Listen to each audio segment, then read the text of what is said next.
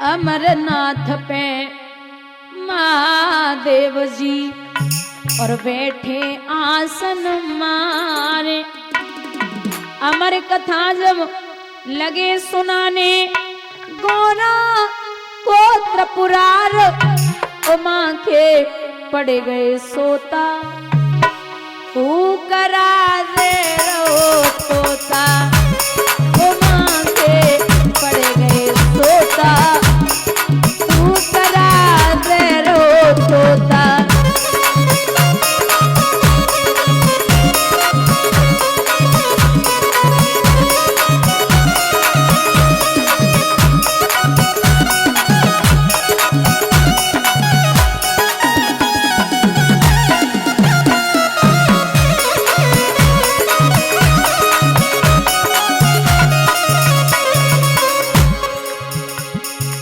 भोलेनाथ शंकर ने गौरा को कथा सुनाई।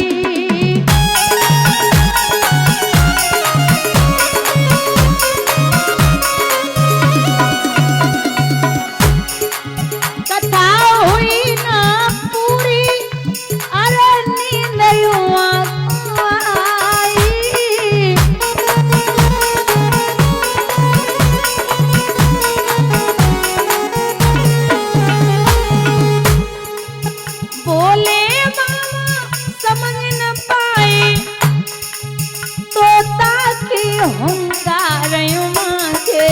पड़ गए सोता।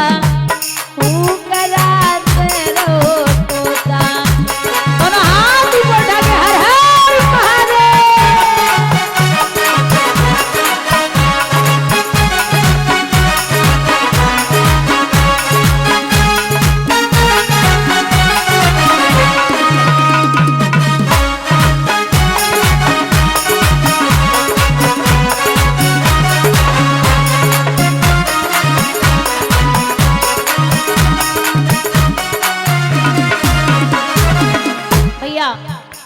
मैया कथा श्रवण कर रही, बाबा करा रहे, अचानक सो गई।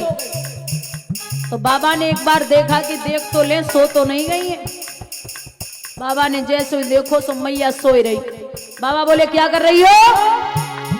जब नींद से गौरा जागी अफसोस हुआ अतिवारी।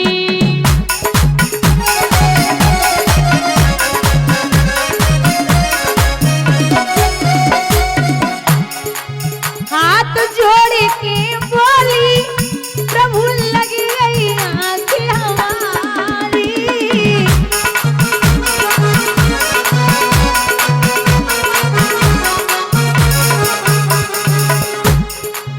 आधी कथा सुनी है हमने, आधी हुई गई बेकार युवा के पड़ गए सोता। तू करा दे रो तोता।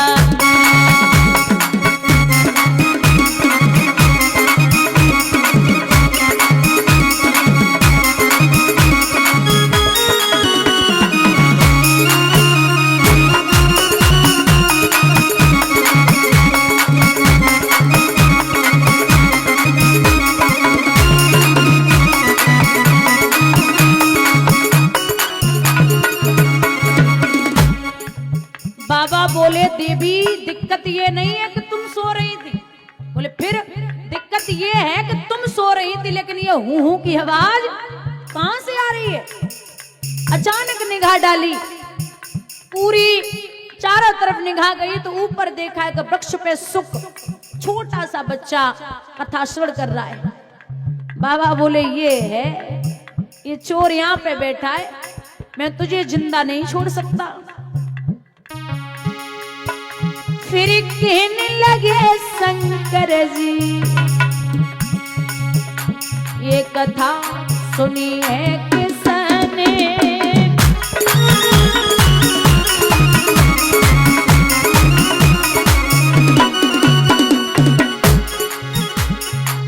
जिंदा नहीं छोड़ूंगा ये दिया तू करा किसने?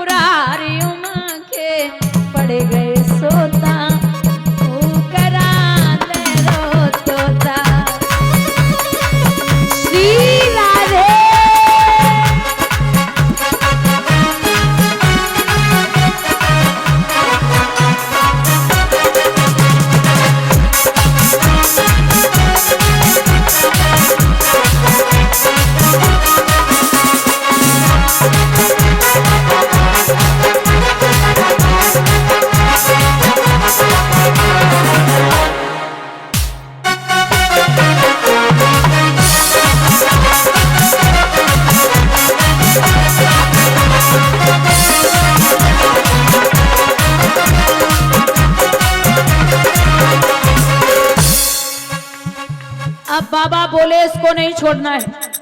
अचानक तोता उड़ने लगा बाबा पीछे पीछे। उड़ते उड़ते तोता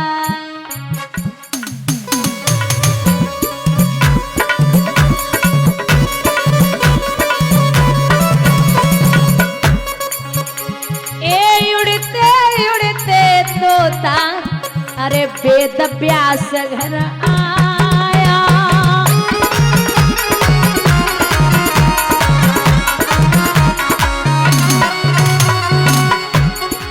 व्यास की पत्नी गर्भ में वो तोता जाए समाया।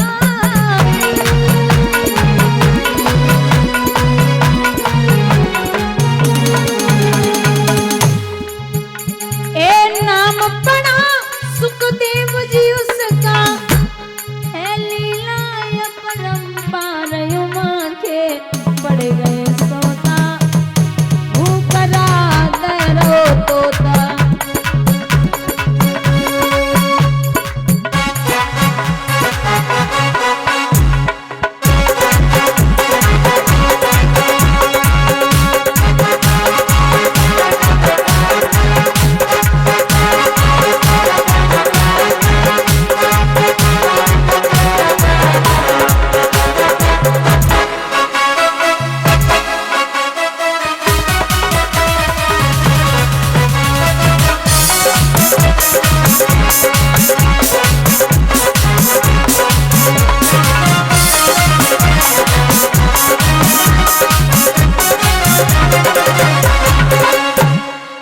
मेरे भैया तोता आगे आगे बाबा पीछे पीछे। व्यास जी की पत्नी अटे पे खड़ी थी। अचानक जमाई आई। तोता हवा के रूप में पेट में प्रवेश कर गया। व्यास जी के दरवाजे पर भोले बाबा अरे ओ व्यास जी, अरे ओ व्यास जी। बोले क्या हो गया? बोले हमारे यहाँ से एक चोर चोरी करके आया है। व्यास जी मन ही मन में बोले इतने बड़े धनवान कवते है उसे डकैती पच जावेगी है, खाए को तो दाने ना ही करे और डकैती की बात कर रहे हो। बाबू बड़े विलक्षण हैं। धन धन भोलेनाथ तो तुम्हारे कौड़ी नहीं खजाने में और 3 लोक बस्ती में बसाए दे आप बसे वीराने में। अच्छा एक बात और है, लोग कहते हैं कि गांजा पी लो, भांग खा लो, शराब पी लो, तो ये बाबा ने भी खाई पी है। ऐसा आपको लगता है? जैसे किसी को भी लगे, आपको लगे कि बाबा ने गांजा शराब भांग खाई पी है तो मैं भी खा लूंगा, अच्छी बात है, करो। लेकिन बाबा ने एक चीज और खाई है, पता है क्या? जहर। बहुत ट्राई कर लो, शायद तुम पे असर न होवे। क्योंकि जो बाबा कर सकते हैं वो कदापि आप नहीं कर सकते, क्योंकि नर कभी नारायण नहीं हो सकता, इंसान कभी भगवान नहीं बन सकता, सिर्फ ईश्वर एक ही है। अब सोचो, भूत और भभूत कभी एक साथ रह सकते हैं? कभी नहीं। भूत अगर भभूति लगाओगे तो आएंगे नहीं, लेकिन बाबा के शरीर पे है भभूति और साथ में है भूत। आग और पानी कभी एक साथ नहीं रह सकते। तीसरे नेत्र में है आग और जटाओं में है गंगा। और सुनो, बैल और शेर कभी एक साथ नहीं रह सकते। बाबा की सवारी है बैल और मैया की सवारी है शेर। सर्प और मोर कभी एक साथ नहीं रह सकते। सर्प और मोर में बहुत बड़ी दुश्मनी है। बेटा है कार्तिकेय, उनकी सवारी है मोर और बाबा के गले में है सर्प। चूहा और सर्प कभी एक साथ नहीं रह सकते। गणेश जी की सवारी है चूहा और बाबा के साथ है सर्प। जो दुश्मनों को एक साथ रख सकता है वो भला क्या नहीं कर सकता। और तो छोड़ो, आदमी यहां तक कह देते हैं कि भगवान कन्हैया ने 16,108 ब्याह किए थे, अगर मैं 2-3 कर लूंगा तो क्या बिगड़ जाएगा। भैया तुम्हारे एक ब्याह के लाइन जो ब्याह करावे ना वो 100 झूठ बोले। एक ब्याह करावे में 100 झूठ बोले जावे। इतनी खेती है, सो मकान, इतनी बढ़िया जे वो जायदाद, तब एक ब्याह होवे। तुम्हारे 3 ब्याह तो कैसे होना इधर है। भगवान की बराबरी करने चले हो। फिर भी लोग कहते हैं कि कृष्ण ने चोरी की थी, चोरी भगवान ने की, अगर हम कर लेंगे चोरी तो बड़ी बात नहीं है। भगवान ने जब चोरी करी है ना तो दुनिया उनकी प्रेमी बनी बैठी है। गोपिकाएं उनकी प्रेमिकाएं थी, उनके प्रेमी हैं, अच्छे हैं। लेकिन यहां अगर तुमने चोरी करी है तो पुलिस पीछे छोड़ने वाली ना है। उनका दुनिया पीछा नहीं छोड़ रही है भगवान का, और आपके पीछे पुलिस ही पुलिस दिखाई देगी। बोलिए गोविंद भगवान की। तो बार बार कहती हूं कि नर कवि नारायण नहीं हो सकता। यहां भैया स्वयं मां के गर्भ में है। बोले बाबा बोले कि 9 महीने 9 दिन के बाद बच्चा पैदा होता है, मैं यहां से जाऊंगा ही नहीं। वही समाधि लगा के बैठ गए। सुखदेव जी बोले तुम 9 महीने बैठोगे, हम 9 साल बाहर नहीं आएंगे। 9, 10, 11, 12 साल के बाद बाहर आए। तो जब बच्चा पैदा होता है तो रोता है, ना रोए, ना किसी को देखा, ना किसी से बात की, और सीधा बन के लिए चले गए। एक कहावत है कि जो बन गए सो बन गए, जो बन गए सो बन गए, फिर वो बिगड़ने वाले नहीं है। यहां गए हैं ब्यासी पीछे पीछे, अरे पुत्र, अरे बेटा, अरे पुत्र। परचूनी की दुकान है भैया, ऐसे कह रही 10-10 के खुले दे दो, परचूनी की दुकान लगाए बैठे हम भैया। यहां ब्यासी पीछे पीछे, अरे ओ बेटा, अरे ओ पुत्र, अरे ओ बेटा। पशु पक्षी जीव जंतु कहने लगे ये कितनी बार आपका बेटा हुआ, कितनी बार आप इसके पुत्र हुए, ये कितनी बार आप पिता हुए होंगे, ये जन्म मरण है, ये चलता ही रहेगा। लौटा दिया। व्यास जी ने शिष्यों को बुलाया, 4 श्लोक जिनसे 18,000 श्लोक बने हैं। 4 श्लोक वही सुखदेव जी के सामने जाप किए गए। तो सुखदेव जी उन श्लोकों को सुन के बड़े प्रभावित हुए, पुनः वापस आए। वही सुखदेव जी आज दिगंबर के भेष में प्रवेश करते हैं। आपको एक बात बताऊं, जब सुखदेव जी प्रवेश कर गए ना तो स्वयं व्यास जी अपने पुत्र के सम्मान के लिए खड़े हो गए। वक्ता या विद्वान आपसे उम्र में चाहे छोटा हो या बड़ा हो, लेकिन आपको उसे झुक करके प्रणाम आपको करना ही पड़ेगा। और इज्जत घर से ही शुरू होती है। बाप खुद अपने बेटे का सम्मान कर रहा है। साष्टांग दंडवत किया परीक्षित जी ने श्री सुखदेव भगवान को। साष्टांग दंडवत मतलब पैरों पे लेट के चरण वंदन करना। अब तो महाराज पैर तक तो हाथ तो ना जावे, घुटने छुए कर छाती तो लगा ले तो पता नहीं कौन सा प्लेटफार्म बना हुआ है, पहुंचते ही नहीं। यहां तक लिखा है कि बुजुर्गों के पैर के अंगूठे में तेज होता है। जब आप पैर छुएंगे, माथे से लगाएंगे तो आयु विद्या यशो बलम, आयु विद्या यशो बल 4 चीजें पड़ती हैं। उनके पैर के अंगूठे में तेज होता है। और घुटने छुए ले तो कोई फर्क ही नहीं पड़ता, झुकना भी नहीं पड़ेगा, आदमी झुक के आशीर्वाद भी नहीं दे पाता, कोई मतलब ही नहीं बचा। यह हालत है। और आज भी गांव में संस्कार तब भी हैं। आप शहर में जाइए, वहां बताना पड़ेगा ये चाचा है इनके चरण बंधन करो, ये ताऊ इनके चरण बंधन करो। कोई दूसरे घर से आए, दूसरे गांव से आए, दूसरे शहर से आए तो बच्चों को बताना पड़ता है। लेकिन गांव में इतने संस्कार आज भी हैं कि जो बड़ा दिखेगा बच्चे अपने आप ही पैर छुएंगे। अब शहर में तो यही बचा है। बाप से बच्चा जिद कर रहा है, पिताजी आज मुझे जीन्स चाहिए, तो ब्रांडेड 25,000 की 30,000 की जीन्स लेनी है बाप को। बाप चाहे 5,000 चाहे 10,000 चाहे 20,000 की नौकरी कर रहा हो, लेकिन खरीदनी है। और मैं एक बात हमेशा कहती हूं कि जिंदगी भर ब्रांडेड करने वालों, एक बात याद रखना, कफन में कोई भी ब्रांड नहीं होता, वो सबके लिए बराबर है। आप कितने भी कैसे भी बने रहें, कुछ भी हो, लेकिन वो सबके लिए बराबर आएगा। यहां एक विद्वान ने बड़ी प्यारी बातें लिखी हैं कि भक्तों दुनिया में लाखों का मेला जुड़ा, हंस जब जब उड़ा तब अकेला उड़ा, हंस जब जब उड़ा तब अकेला उड़ा।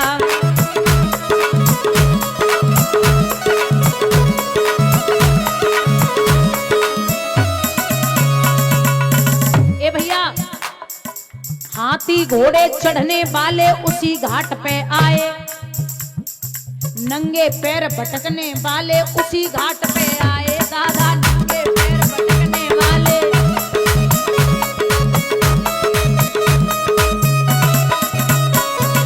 और स्वर्ण भस्म को खाने वाले उसी घाट पे आए, और दाने दीन चबाने वाले उसी घाट पे आए। दादा दाने दीन चबाने,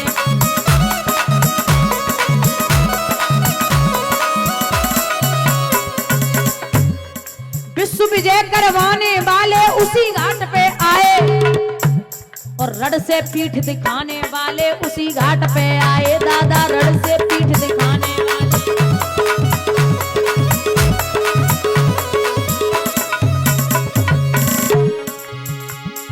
घर कुनवा के नाती बेटा इतनो ही कर पाए, नाड़ी छूट गई तो भैया मरघट तक ले आए। दादा नाड़ी छूट गई तो भैया,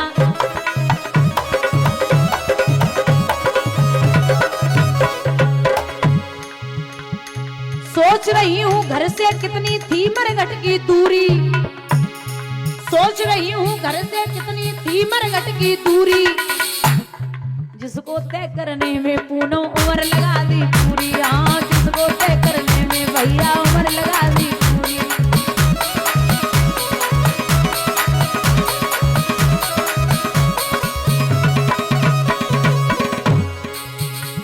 ये साल तू सालन वाले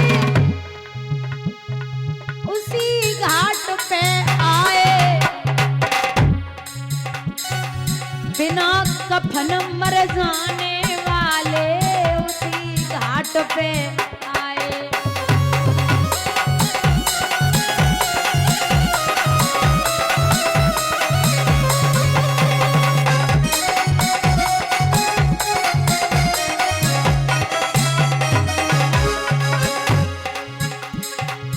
दादा किसी के साथ न धेला चला, हंस जब जब उड़ा तो ये अकेला उड़ा।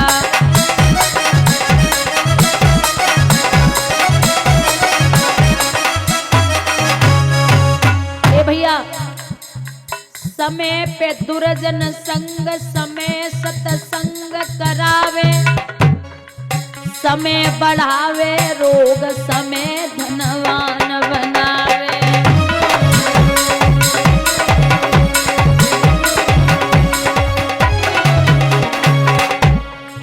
समय बढ़ावे रोग समय धनवान बनावे, समय पे होवे मिलन समय बिछुड़न करवावे।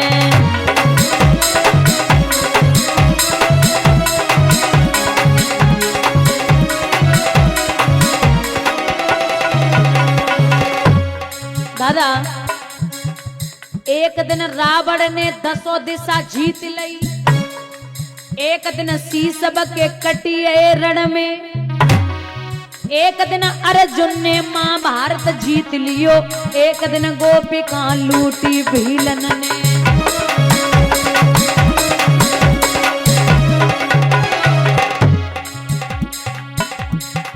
समय समय की बात समय को परखत ज्ञानी, समय पे निकलती धूप समय पे बरसत